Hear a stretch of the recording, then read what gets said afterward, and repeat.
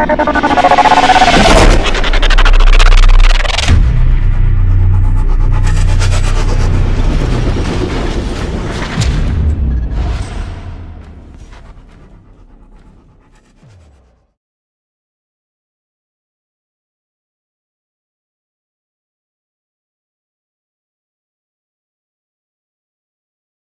வசனத்தை இருப்போம். மத்தேயு 7:21-23.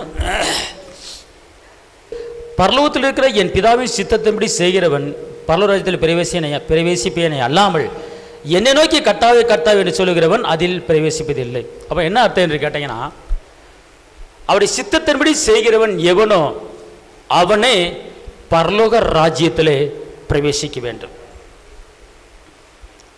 அநேகர் தேவ பிள்ளைகள் இயேசுவே கர்த்தாவே இயேசுவே கர்த்தாவே என்று சொல்லலாம். அது தப்பு அல்ல, அது சொல்ல வேண்டும். ஆனால் இன்னொரு காரியத்தை நாம் செய்ய வேண்டும். அவருடைய சித்தத்தின்படி அவர் எதை செய்ய சொல்லியிருக்கிறாரோ அவருடைய சித்தத்தின்படி செய்கிறவர்கள் தான் பரலோகத்தில் பிரவேசிக்க முடியும். இல்லை என்றால் பிரவேசிக்க முடியாது என்று அவர் சொல்கிறார். மத்தேயு 12:50 ஒரு வசனம் இருக்கிறது. பரலோகத்தில் இருக்கிற என் பிதாவின் சித்தத்தின்படி செய்கிறவன் எவனோ அவனே எனக்கு சகோதரனும் சகோதரியுமாய் தாயுமாய் இருப்பார்கள். நல்லா கவனித்துக் கொள்ளுங்க. இன்று இயேசுவை நாம் தகப்பன் என்று சொல்லுகிறோம், தாய் என்று சொல்லுகிறோம், எல்லாமே அவர் தான் அப்படின்னு சொல்கிறோம். ஆனால் பார்த்துக்கொள்ளுங்க, இப்போ நம்ம குடும்பத்தில் நமக்கு ஒரு பிரச்சனை வந்து விட்டால் உடன் பிறந்தவர்கள் சொந்தக்காரர்கள் தாய் தப்பன்மார்கள் என்ன என்று அவர்கள் விசாரிப்பார்கள், கேட்பார்கள். உனக்கு என்ன பிரச்சனை, என்ன கஷ்டம், என்ன ஏன் இப்படி இருக்கிற, ஏன் டல்லா இருக்கிற அப்படி என்று எல்லாம் அவர் விசாரிப்பார்கள். பார்த்துக்கொள்ளுங்க. ஏன் என்று கேட்டால் அவர்கள் சொந்தங்களாக இருப்பதனாலே உற்றார் உறவினர்களாக இருப்பதனாலே துக்கம் விசாரிக்க வருகிறது போல வருவார்கள், பிரச்சனை கேட்பார்கள். பார்த்துக்கொள்ளுங்க. ஏன் என்றால் அவர்கள் சொந்தம் என்று சொல்லிக் கொள்ளலாம். ஆனால் பார்த்துக்கொள்ளுங்க, இன்னைக்கு இயேசுவானவர் நமக்கு தாயாக, நமக்கு தகப்பனாக, நமக்கு சகோதரனாக, நமக்கு பங்காளியாக அவர் இருக்கிறார். அவர் எப்போது இருப்பேன் என்று அவர் சொல்லுகிறார். அந்த வசனம் என்னுடைய சித்தத்தின்படி, திருப்பி வாசிங்க அந்த வசனத்தை. பரலோகத்தில் இருக்கிற என் பிதாவின் சித்தத்தின்படி செய்கிறவன் யாரா இருந்தாலும் சரி அவனே எனக்கு சகோதரனும் சகோதரிகளும். இப்ப இயேசுவுக்கு நாம் சகோதரர்களாக, இயேசுவுக்கு சகோதரிகளாக மாற வேண்டும் என்றால் நாம் என்ன செய்ய வேண்டும் என்று கேட்டால் பிதாவின் சித்தத்தை நாம் என்ன செய்ய வேண்டும்? செய்ய வேண்டும். எனக்கு நமக்கென்று ஒரு சித்தத்தை வைத்திருப்போம். தேவ சித்தத்துக்கு நம்முடைய வாழ்க்கையை ஒப்படைக்க மாட்டோம், நம்முடைய குடும்பத்தை ஒப்படைக்க மாட்டோம், நம்முடைய பிள்ளைகளை ஒப்படைக்க மாட்டோம். கர்த்தாவே என் குடும்பத்தையும் என் பிள்ளைகளையும் என் வேலைகளையும் உங்களுடைய சித்தத்துக்கு நான் ஒப்பு கொடுத்து நான் இருக்கிறேன், என்னை நடத்தும் என்று நீங்கள் சொல்லும் போது கர்த்தர் அப்படி செய்வார். பார்த்துக்கொள்ளுங்க. அவர் சித்தத்துக்கு எபேசில சொல்லப்பட்டிருக்கிறது, நாம் அவருடைய செய்கைகளாக இருக்கிறோம் என்று சொல்லப்பட்டிருக்கிறது. அவர் நம்மளை உருவாக்குகிறவர் இருக்கிறார் என்று சொல்லப்பட்டிருக்கிறது. அவர் நம்மளை நடத்துகிறார் என்று சொல்லப்பட்டிருக்கிறது. அப்படி என்றால் அவர் நம்மளை வணைவதற்கு, அவர் நம்மளை உருவாக்குவதற்கு, அவர் நம்மளை நடத்துவதற்கு, அவர் நம்முடைய தேவைகளை சந்திப்பதற்கு, அவருடைய சித்தத்துக்கு நம்முடைய குடும்பத்தையும் நம்முடைய பிள்ளைகளையும் நம்முடைய வாழ்க்கையும் எல்லாவற்றையும் அவரிடத்திலே நாம் ஒப்படைக்க வேண்டும். அவர் சித்தத்துக்கு ஒப்பு கொடுக்க வேண்டும். அவர் சித்தத்துக்கு நீங்கள் ஒப்பு கொடுக்கும் போது அவர் அழகாக நம்மளை என்ன செஞ்சிருவாரு? நடத்தி விடுவார். அல்லேலூயா. அதான் அவர் சித்தத்துக்கு நம்ம ஒப்பு கொடுக்க வேண்டும். நம்ம வாழ்க்கையை அவர் சித்தத்துக்கு ஒப்பு கொடுக்க வேண்டும். நம்முடைய குடும்பத்தை அவர் சித்தத்துக்கு ஒப்பு கொடுக்க வேண்டும். அவர் நம்மளை வணைகிற தெய்வமா இருக்கிறார், நம்மளை உருவாக்குற தெய்வமா இருக்கிறார். அவர் சொல்லுகிறார், எசேக்கியா சொல்றாரு, ஒரு குயவன் கரத்துல எப்படி களிமண் இருக்கிறதோ அதே போல என் கரத்துல நீ அடங்கி இருக்கும்போது என்னை எப்படி நீங்க வணைய விரும்புறீங்க, உங்க சித்தத்துக்கு நான் ஒப்பு கொடுக்கிறேன். என் குடும்பத்தை எப்படி வணைய விரும்புறீங்க, என் வேலையை எப்படி வணைய விரும்புறீங்க, என் பிள்ளையை எப்படி வணைய விரும்புறீங்க, என் பிள்ளையை எப்படி உருவாக்க விரும்புறீங்க, நான் என் குடும்பத்தை, என் பிள்ளையை, என் தொழிலை, என் வேலையை எல்லாவற்றையும் ஒரு கோயில் கரத்துல களிமண் இருப்பது போல உங்க கரத்துல எல்லாவற்றையும் நான் ஒப்படைக்கிறேன். நீங்க வணைந்து என்னை உருவாக்குங்க. காரணம், நீங்க தான் செய்கிற தேவனாய் இருக்கிறீர். அல்லேலூயா சொல்லுங்க. அல்லேலூயா. காரணம், அவர் செய்ய ரெடியா இருக்கிறார். ஒரு வசனம் எடுத்துக்கொள்ளுங்க, எபேசியர்ல இருக்கு அந்த வசனத்தை. அது என்ன வசனம் பார்த்துக்கொள்ள? செய்கைகளாய் இருக்கிறோம் நாம். ஒரு வசனம் இருக்கும் எபேசியர் 2:10. எபேசியர் 2:10 நற்கிரியைகளை செய்வதற்கு கிறிஸ்து இயேசுவுக்குள் சிருஷ்டிக்கப்பட்டு தேவரின் செய்கைகளாய் இருக்கிறார். இங்க பாருங்க, நற்கிரியைகளை செய்கிறதுக்கு கிறிஸ்துவுக்குள் சிருஷ்டிக்கப்பட்டு கிறிஸ்துவுக்குள் உண்டாகப்பட்டு தேவனுடைய செய்கைகளா இருக்கிறோம். அவர் என்ன சொல்றாரு அப்படின்னு கேட்டா, நான் உன் வாழ்க்கையில நல்ல காரியங்களை செய்ய போறேன், நான் உன் வாழ்க்கையில அற்புதமான காரியங்களை செய்ய போறேன், நான் உன் வாழ்க்கையில அதிசயமான காரியங்களை செய்ய போறேன், நான் வாழ்க்கையில உயர்வான காரியங்களை செய்ய போறேன். நான் செய்வதற்கு, நான் உன்னை வணைவதற்கு, நான் செய்வதற்கு நீ என்னுடைய கரத்திலே ஒப்புக்கொடு, நீ உன்னுடைய காரியங்கள் எல்லாவற்றையும் வேண்டாம் அர்ப்பணித்து விடு. அப்போது நான் என்ன செய்ய, உன் வேலையை நான் செய்ய போறேன், உன் படிப்பை செய்ய போறேன், உன் குடும்பத்தை நான் என்ன செய்ய போறேன், செய்ய போறேன். அது எப்படின்னா, நற்கிரியைகளை செய்வதற்கு மாத்திரம்தான் அவர் நம்மளை உருவாக்குவார். எந்த ஒரு தவறான காரியங்களுக்கோ, எந்த ஒரு பாவமான காரியங்களுக்கோ, எந்த ஒரு நஷ்டமான காரியங்களுக்கோ, எந்த ஒரு துக்கமான காரியங்களுக்கோ அவர் நம்மளை செய்ய மாட்டாரு. நன்மையான காரியங்களை செய்வதற்கு மாத்திரம்தான் நம்மளை அவர் உருவாக்குவார், நடத்துவார். அல்லேலூயா சொல்லுங்க, அல்லேலூயா. அப்பனா நம்ம வாழ்க்கை எந்தெந்த காரியங்கள் தீமை இருக்கிறதோ நம்ம இடத்துல ஒப்படைக்காமல் இருக்கிறோம். நாம் எல்லாருமே அவருடைய செய்கைகளாய் இருக்கிறோம். எல்லாம் சொல்லுங்க, நான் அவருடைய செய்கைகளாய் இருக்கிறோம். அவர் எங்களை நடத்துவார், அவர் தேவைகளை சந்திப்பார். அல்லேலூயா, அல்லேலூயா. நான் ஒன்று சொல்கிறேன் கேளுங்களேன். அதாவது உங்களுடைய குடும்பத்தை, உங்கள் பிள்ளைகளை, உங்களுடைய எதிர்காலத்தை எல்லாத்தையும் அவரை ஒப்படைச்சிக்கிட்டு உங்கள் ஆத்துமாவில் அவரை நீங்கள் என்ன செய்யுங்க, மகிமைப்படுத்திக்கிட்டே இருங்க. கர்த்தர் செய்த நன்மைகளை நினைத்து பார்த்து நன்றி சொல்லிக்கொண்டே இருங்க. அவர் ஒருபோதும் உங்களை என்ன செய்ய மாட்டார், கைவிட மாட்டார். ஆமென், அல்லேலூயா. அவர் செய்த நன்மைகளை எண்ணி பாருங்கள், சிந்தித்து பாருங்கள். கடந்தது நினைத்து கலங்காதே, நடந்ததை மறந்துவிட்டு நான் புதிய காரியத்தை செய்வேன் என்று அவர் நமக்கு வாக்கு பண்ணியிருக்கிறார். அப்படி என்றால் ஒப்படைக்க வேண்டிய காரியத்தை எல்லாவற்றையுமே நம்ம அவரிடத்தில் ஒப்படைக்க வேண்டும். அன்பார்ந்தவர்களே, ஒப்படைக்காமல் எந்த ஒரு காரியத்தையும் செய்ய முடியாது. ஒப்படைக்க வேண்டும். ஒரு நகை இருக்குன்னா, ஒரு பிஸ்கட் நகை இருக்குன்னா, அதை கொண்டு நகை செய்கிற ஆசாரியை கொண்டு கொடுத்து இதை இந்த மாதிரி செஞ்சு கொடுங்க அப்படின்னு கொடுத்தா தான் அவர் அந்த மாதிரி செய்வார். நீங்கள் அவர்கிட்ட கொடுக்காம நானே இதை நான் செய்வேன், என்னால் உருவாக்க முடியும் அப்படின்னா நீங்கள் எதை கலக்கணும், என்ன செய்யணும், எப்படி நெருப்பம் மூட்டணுங்கிறது உங்களுக்கு தெரியாது. அதுக்கு செய்ய வேண்டியவர் ஒருத்தர் இருக்கிறார். அப்போ நம்ம வாழ்க்கையை கற்றவர், நம்ம வாழ்க்கையை உயர்த்தவர் ஒருத்தர் இருக்கிறாரு. அவர் தான். அவர்கிட்ட உங்கள் வாழ்க்கையை நீங்கள் என்ன செய்ய வேண்டும், ஒப்படைக்க வேண்டும். அல்லேலூயா. அதுக்கு தான் ஆத்துமாவில் அவரை மகிமைப்படுத்திக் கொண்டே இருக்க வேண்டும், ஒப்படைத்து விட்டு. ஆமென் சொல்லுங்க, அல்லேலூயா. அதான் பாருங்க, அப்போஸ்தலர் ஒரு வசனம் இருக்கிறது, வாசிங்க. அப்போஸ்தலர் 9:6.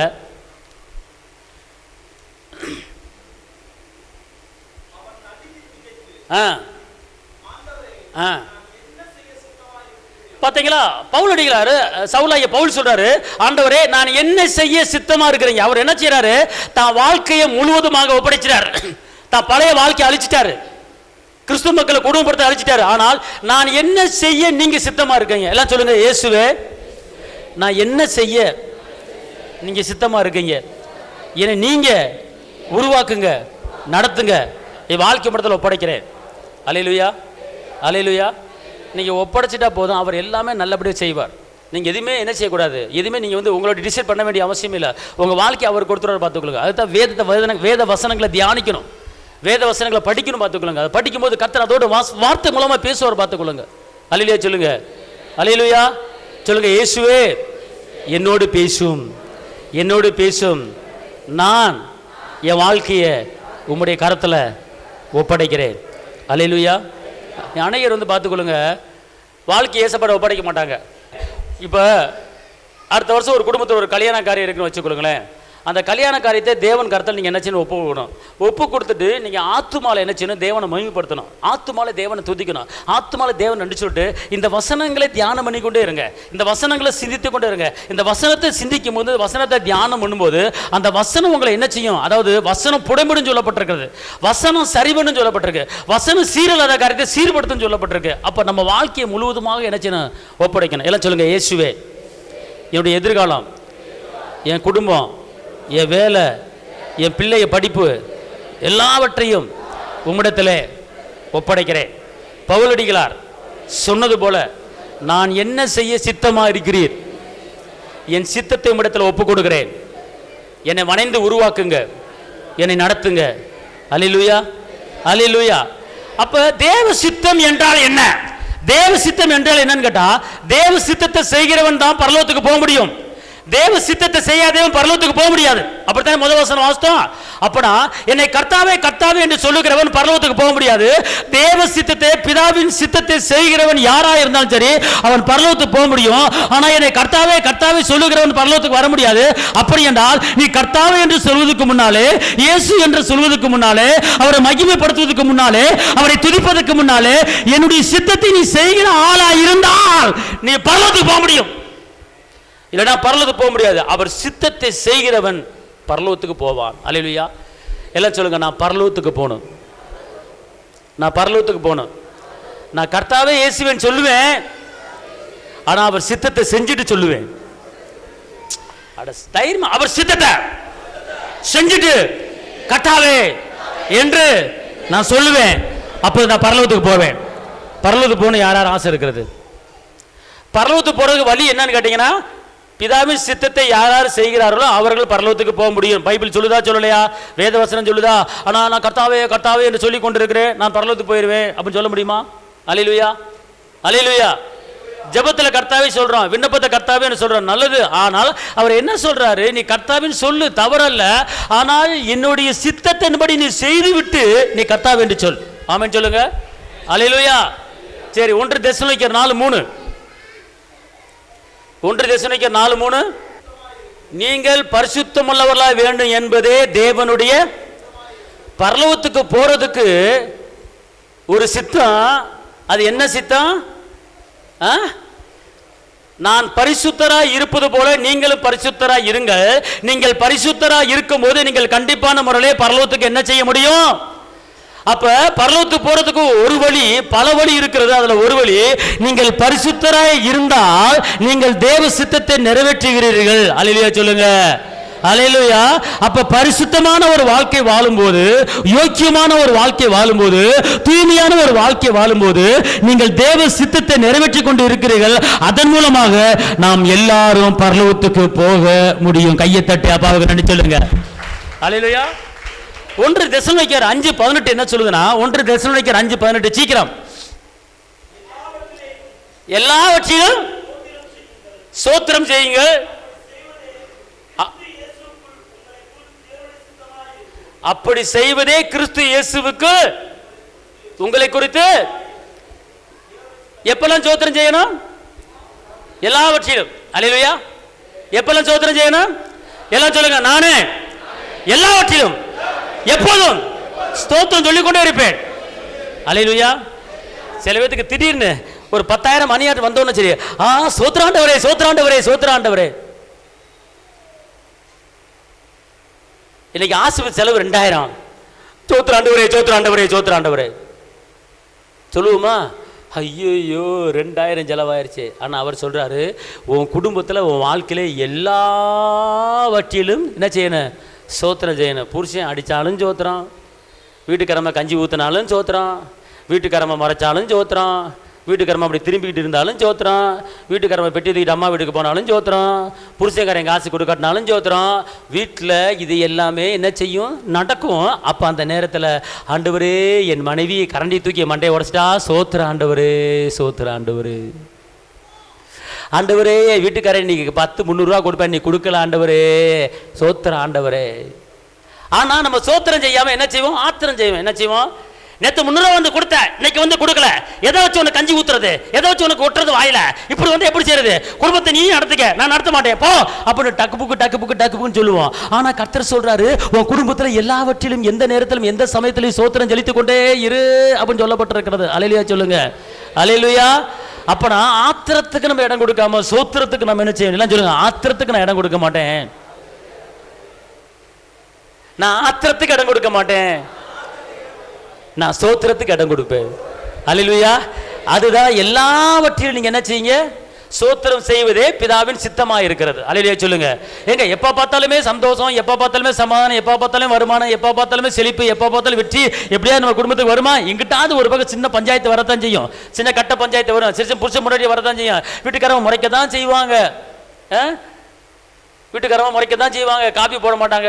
நல்ல திக்கா வர்ற காப்பி திடீர்னு பார்த்தா தண்ணி காப்பியா வரும், அது வரத்தான் செய்யும். திக்கு காப்பி வந்தாலும் ஜோத்திரம், தண்ணி காப்பி வந்தாலும் ஜோத்திரம், எது வந்தாலும் ஜோத்திரம் போல. நல்ல குழம்பு வச்சாலும் ஜோத்திரம், நல்ல குழம்பு கேட்டாலும் ஜோத்திரம். அல்லேலூயா சொல்லுங்க.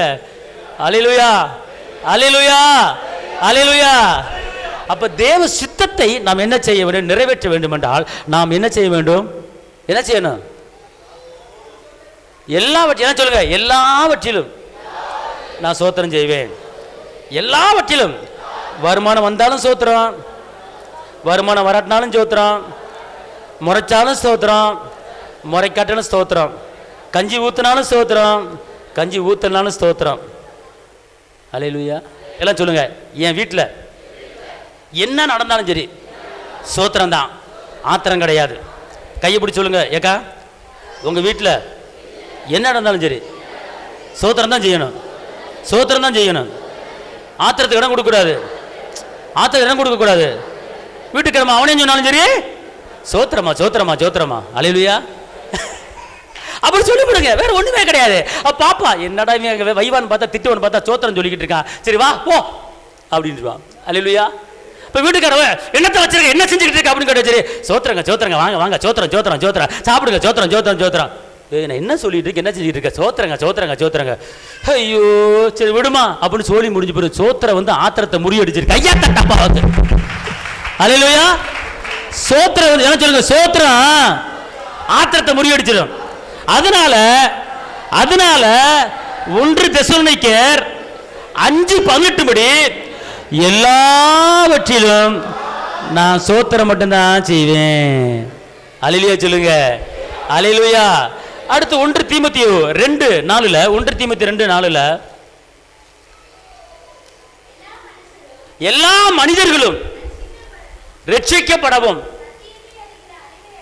சத்தியத்தை அறிகிற அறிவை அடையவும் அவர் சித்தம் உள்ளவராக இருக்கிறார். பார்த்தீங்களா? இந்த சித்தத்தை நம்ம நிறைவேற்றணுங்க. இங்க இருங்க, நல்லா தெரிஞ்சுக்கொள்ளுங்க. பரலோகத்துக்கு போறதுக்கு பிதாவின் சித்தத்தை யாரெல்லாம் செய்கிறார்களோ அவர்கள் பரலோகத்தில் பிரவேசிக்க முடியும் அப்படின்னு சொல்லிட்டார். அப்ப நம்ம பார்த்தோம், பரிசுத்தமா இருக்குன்னு பார்த்தோம், எல்லாவற்றிலும் சோத்திரம் செய்யணும் பார்த்தோம். ஆனா இங்க என்ன சொல்லப்பட்டிருக்கு அப்படின்னு கேட்டீங்கன்னா, அதாவது எல்லா மனிதரும் ரட்சிக்கப்படவும் சத்தியத்தை அறிகிற அறிவில் அடையவும் அவர் சித்தமா இருக்கிறார். அப்பனா என்ன அர்த்தம் கேட்டீங்கன்னா, எல்லா மக்களும் ரட்சிப்பு அடைவதற்கு நம்ம ஒரு காரணமா என்ன செய்யணும்? இருக்கணும். அல்லேலூயா சொல்லுங்க. எல்லா மனிதர்களும், நம்ம குடும்பம் மட்டும் ரட்சிப்படையல, எல்லா மனிதரும் ரட்சிப்படையவும் சத்தியத்தை அறிகிற அறிவை அடையவும். இந்த உலகத்தில் எத்தனையோ காரியங்களை அறிந்து வைத்திருக்கிறார்கள், தெரிந்து வைத்திருக்கிறார்கள். ஆனால் சத்தியத்தை அறிகிற அறிவை அடைய வேண்டும். இந்த ஜீவனுள்ள வார்த்தையை அறிந்து கொள்ள வேண்டும், இந்த உயிருள்ள வார்த்தையை அறிந்து கொள்ள வேண்டும், இந்த அற்புதமான வார்த்தைகளை அறிந்து கொள்ள வேண்டும், இந்த அதிசயமான வார்த்தைகளை அறிந்து கொண்டு பரலோக வாசல்களை அறிந்து கொள்ள வேண்டும், ரட்சிப்பின் அனுபவத்தை அறிந்து கொள்ள வேண்டும். இதுதான் தேவனுடைய சித்தமாக இருக்கிறது. எல்லா மனிதர்களும் ரட்சிப்பு அடைஞ்சு இந்த சத்திய வார்த்தையை தெரிந்திருக்க வேண்டும், இந்த சத்திய வார்த்தையை அறிந்திருக்க வேண்டும். அதுதான் பிதாவின் சித்தம். அப்பனா இந்த பிதாவின் சித்தத்தை நிறைவேற்றுறதுக்கு நம்ம காரணமா இருக்கிறோமா? கொஞ்சம் யோசனை பண்ணி பாருங்க. பிதாவின் சித்தத்தை நம்ம நிறைவேற்றணுங்க. அப்ப நிறைவேற்றுக்கு எல்லா மக்களும் ரட்சிப்படையதுக்கு நம்ம ஒரு காரணமா இருக்கிறோமா? நம்ம ரட்சிப்படைஞ்சிட்டோம், நம்ம பாவத்தை செத்து நீதிக்கு படைச்சிட்டோம். ஆனா அநேகர் ரட்சிக்கப்படாத மக்கள் அநேகர் பூமியில வாழ்ந்து கொண்டு இருக்கிறாரே, அவர் ரட்சிப்படைய வேண்டுமே, அவர்கள் பரலோகத்தின் பிள்ளைகளை மாற வேண்டுமே, அவர்கள் பாவங்கள் மன்னிக்கப்பட வேண்டுமே அப்படிங்கிற எண்ணங்கள் நமக்கு இருக்கிறதா? அவர்கள் சத்தியத்தை அறிய வேண்டுமே அப்படிங்கிற என்ன நமக்கு இருக்கிறதா? நாம் வாழ்ந்திருக்கிறோம், நாம் உயர்ந்திருக்கிறோம், நாம் செத்தா பரலோகத்துக்கு போவோம். ஆனா உலகத்தில் எத்தனை மக்கள் வாழ வழி இல்லாமல், ரட்சிப்பின் அனுபவம் இல்லாமல், தட்டுத்தர மாதிரி நரகத்தின் பாதையிலே, பாவத்தின் பாதையிலே அவர்கள் போய் கொண்டு இருக்கிறார்களே. அவர்களை வழி திறப்ப, அவர்களை சத்தியத்தை அறிய, அவர்களை ரட்சிப்பில் நடத்துவதற்கு நீங்கள் நானும் ஒரு காரணமாக இருக்க வேண்டும். அதுதான் பிதாவின் சித்தம். இந்த சித்தத்தை நம்ம நிறைவேற்றுங்க, இந்த சித்தத்தை நிறைவேற்றுங்க. இங்க உட்கார்ந்து இருக்கிற எல்லாருமே ரட்சிப்பின் அனுபவத்தை பெற்றிருக்கிறீங்க, ஞானஸ்நானம் எடுத்திருக்கிறீங்க. ஆனா எத்தனையோ மக்கள் அழிந்து போறாங்க, எத்தனையோ மக்கள் போய் கொண்டிருக்கிறார்களே, நரகத்தின் பாதையிலே போய் கொண்டிருக்கிறார்களே, பாவத்தின் வழியிலே போய் கொண்டிருக்கலே. அவர்களை மனம் திருப்பி இயேசுவுக்கு கொண்டு வரக்கூடாதா? இயேசுவின் வழி நடத்துவது கொண்டு வரக்கூடாதா? ரட்சிப்பின் அனுபவத்தில் வருவது கொண்டு வரக்கூடாதா? அன்பார்ந்தவர்களே, ரட்சிப்பு கர்த்தருடையது. ஆனால் இந்த ரட்சிப்பு அடைய வேண்டுங்கிற அந்த வாஞ்சை தாக நமக்கு வேண்டாமா? அது ஒரு சித்தம். நீங்க ஒரு பாவிக்கு சுவிசேஷம் சொன்னால், ஒரு பாவி மனம் திரும்புவதற்கு நீங்க காரணமா இருந்தா, நீங்க பிதாவின் சித்தத்தை நீங்கள் நிறைவேற்றிக் கொண்டிருக்கிறீங்க, நீங்கள் பரலோகத்துக்கு ஆயத்தமாகிக் கொண்டிருக்கிறீர்கள் என்பதை நீங்கள் மறந்துவிடக் கூடாது. இயேசுவின் நாமத்தை பிறருக்கு சொல்ல நீங்க உதவியாக இருந்தால் நீங்கள் பரலோக பிரஜையா மாறி விடுவீர்கள். ஒரு பாவி நிமித்தமாக பரலோகத்தில் தேவ தூதர்கள் சந்தோஷப்படுவார்கள். ஒரு மனிதன் சத்தியத்தை அறிவதற்கு நீங்க ஒரு காரணமா இருந்தா நீங்கள் பரலோகத்தின் பிரஜையா மாறி விடுவீர்கள். பரலோக வாசல் திறக்கப்படுகிறது உங்களுக்கு. இதுதான் பிதாவின் சித்தம். இந்த சித்தத்தை நிறைவேற்றத்தான் உங்களை என்னை கர்த்தர் அழைச்சிருக்கிறார், உங்களை என்னை கர்த்தர் தெரிஞ்சிருக்கிறாரு. நான் உண்டு, என் வேலை உண்டு அப்படிங்கிற இல்லாம பிதாவின் சித்தத்தை நீங்கள் நிறைவேற்றினால்தான் நீங்கள் பரலோகத்துக்கு போக முடியும். இல்லாவிட்டால் பரலோகத்துக்கு போக முடியாது. கர்த்தாவே கர்த்தாவே கர்த்தாவே கர்த்தாவே என்று சொன்னாலும் போக முடியாது. கர்த்தர் சொல்றார், என் பிதாவின் சித்தத்தை யாரெல்லாம் செய்கிறார்களோ அவர்களே பரலோகத்துக்கு வர முடியும். என்னை கர்த்தாவே கர்த்தாவே என்று சொல்லுகிறவர்கள் பரலோகத்துக்கு வர முடியாது, நான் அறியேன் என்று அவர் சொல்லுகிறார். அப்படி என்றால் நீங்கள் நானும் பரலோகத்துக்கு போவதற்கு, அடுத்த மனிதர்கள் புறஜாதி மக்கள் ரட்சிப்பு அடைவதற்கு, அவர்கள் சத்தியத்தை அறிவதற்கு, அவர்கள் இயேசுவை சொந்த இரட்சகராய் ஏற்றுக்கொள்வதற்கு நீங்கள் ஒரு காரணமாக இருக்க வேண்டும். அதுதான் பரலோகத்துக்கு உண்டான ஒரு வழி. பார்த்துக் கொள்ளுங்கள். இதை செய்யல நான் பரலோகத்துக்கு போக முடியாது என்று அவர் சொல்லுகிறார். வசனம் சொல்லுகிறது, எல்லாரும் ரட்சிக்கப்படவும் எல்லாரும் சத்தியத்தை அறிகிற அறிவில் வளரவும் அதுவே பிதாவின் சித்தமா இருக்கிறது. அப்படி என்றால் நீங்கள் நானும் நீங்கள் என்ன செய்யணும் தெரியுமா? உங்களுக்கு தெரிந்தவர்கள் வந்தவர்கள் எத்தனையோ பேர் இருக்காங்க. அவங்களுக்கு சத்தியத்தை என்ன செய்யுங்க? சொல்லுங்க, சத்தியத்தை போதிங்க. இயேசு நல்லவர் சொல்லுங்க, இயேசு அற்புதர் சொல்லுங்க. அவர் உங்கள் வாழ்க்கையில் ஸ்திரப்படுத்துவார், பலப்படுத்துவார். உங்கள் கவலையை அவர் மேலே வைங்க, அவர் எல்லா காரியத்தையும் பார்த்துக்கொள்ளும் என்று அந்த இயேசுவின் நாமத்தை பிறகு சொல்லலாமே. ஒரு மனிதன் ரட்சிப்படவே நீங்கள் ஒரு காரணமாக இருக்கலாமே. ஒரு மனிதன் ஒரு பாவி மனம் திரும்புவதற்கு நீங்கள் காரணமாக இருக்கலாமே. அப்போ உங்களுக்கு பரலோக வாசல் திறக்கப்படுகிறது, பரலோகம் உங்களுக்கு ஒரு கேடு திறக்கப்படுகிறது. காரணம், ஒரு பாவி மனம் திரும்புவதற்கு நீங்கள் காரணமாக இருந்தால், ஒரு பாவி ரட்சிக்கப்படுவதற்கு நீங்கள் காரணம் இருந்தால், ஒரு மனிதன் நீங்கள் ஆலயத்தை கூட்டி வந்தால் உங்களுக்கு பரலோகம் ஆயத்தமா இருக்கிறது. இதுதான் பிதாவின் சித்தம் செய்கிற ஒரு காரியம். பார்த்துக் கொள்ளுங்க. ஆமென். புரிகிறதா? அல்லேலூயா சொல்லுங்க. புரிகிறது சொல்லுங்க. அல்லேலூயா. எங்கெங்க என் வேலையை பார்க்கறதுக்கு நேரம் சரியா இருக்கு, எங்கிட்ட நான் இயேசுவை பற்றி பேசுறது. நீங்கள் உண்மையிலேயே பிதாவின் சித்தத்தை செய்கிறதா நீங்கள் வாரம் ஒரு ஆளை கூட்டி வரலாம். நீங்கள் இங்கே இருக்க உட்காந்துருக்கல வாரம் ஒரு ஆளை கூட்டி வந்தீங்கன்னா சபை நிரம்பிடும்.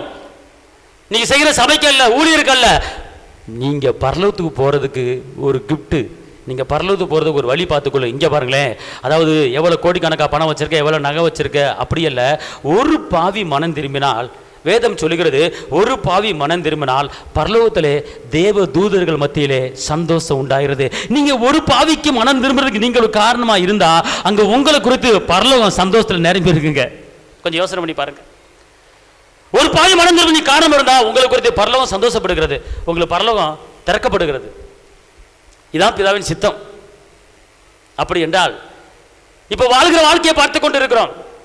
ஆனால் என்றாவது ஒரு நாள் மரணம் வருமே, சாக போறமே, நான் பரலோகத்துக்கு போக வேண்டுமே அப்படிங்கிற எண்ணம் உங்களுக்கு எனக்கு எப்போது இருந்து கொண்டு இருக்க வேண்டும். பரலோக நினைவு, பரலோக சிந்தை, பரலோக எண்ணம் நம்முடைய உள்ளத்திலே எண்ணத்திலே எப்போது இருந்து கொண்டு இருக்க வேண்டும். அப்ப பரலோகத்துக்கு போறதுக்கு ஒரு வழி என்ன என்று கேட்டால், அநேக மக்கள் நிச்சயப்படையாமல் இருக்காங்க, அநேக மக்கள் சத்தியத்தை அறியாமல் இருக்காங்க.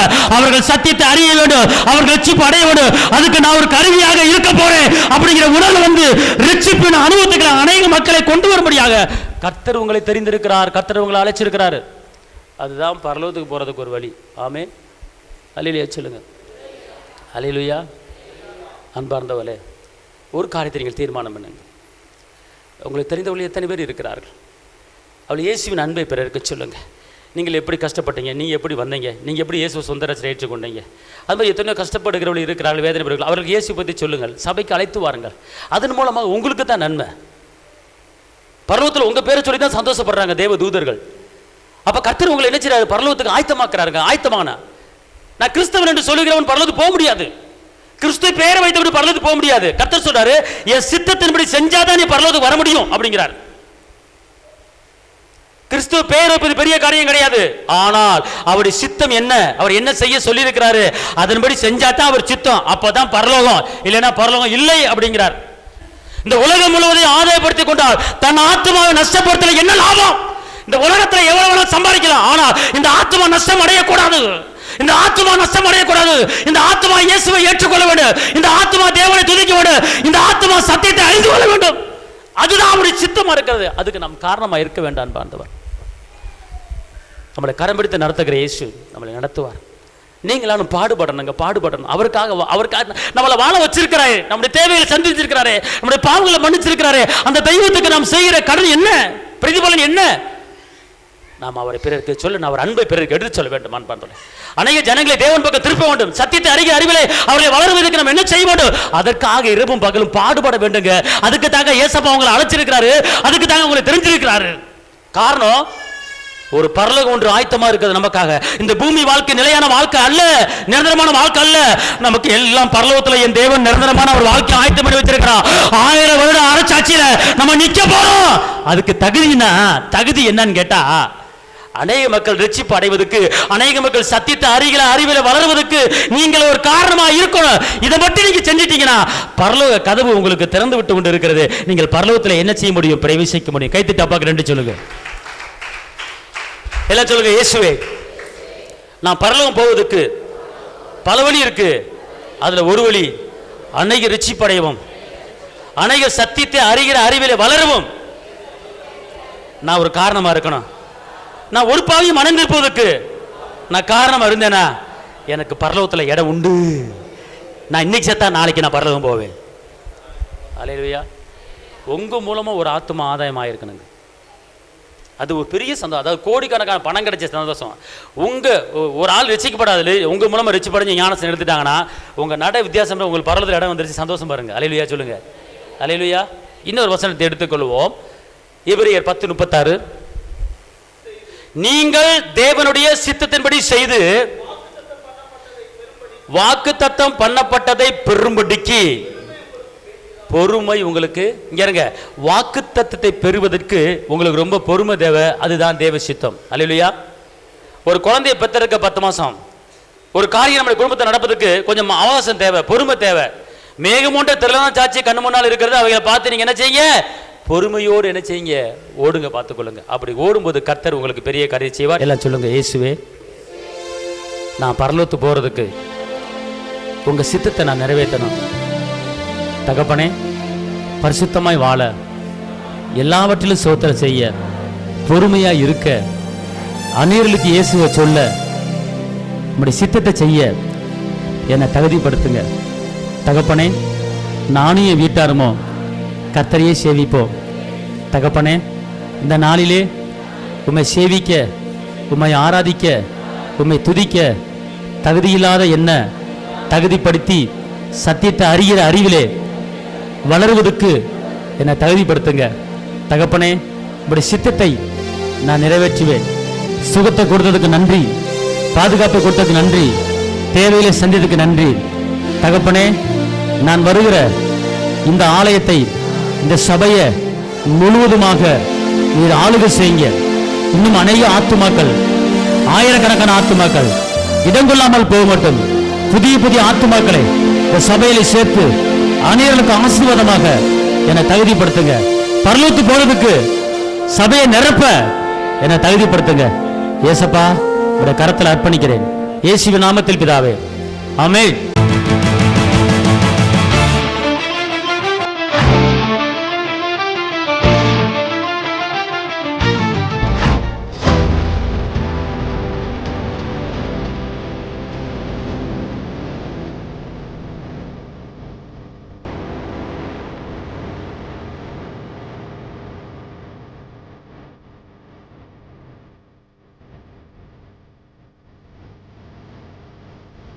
உங்கள் வாழ்க்கையில் போராட்டமா, கண்ணீரா, வேதனையா? இயேசு உங்களுக்கு அற்புதம் செய்வார். எங்களோடு இணைந்து கர்த்தரை ஆராதிக்க உங்களை அன்புடன் அழைக்கிறோம். எங்கள் முகவரி: போதகர் சி. ஜீவா, திரியேக தேவ எழுப்புதல் ஆலயம், RS Nagar, Allampatti, Virudhunagar. Cell number 9443313673. Email address jiva.boj@gmail.com. ஞாயிறு ஆராதனையின் நேரம் காலை 8:30 மணி முதல் 10:30 மணி வரை. செவ்வாய்க்கிழமை மன்றாட்டின் ஆராதனை மாலை 6:30 மணி முதல் 8 மணி வரை. வெள்ளிக்கிழமை உபவாச கூட்டம் காலை 10 மணி முதல் 12 மணி வரை. மாதத்தின் 1ஆம் தேதி வாக்குத்தத்த ஆராதனை காலை 5 மணி முதல் 7 மணி வரை. கர்த்தர் உங்களை ஆசீர்வதிப்பாராக.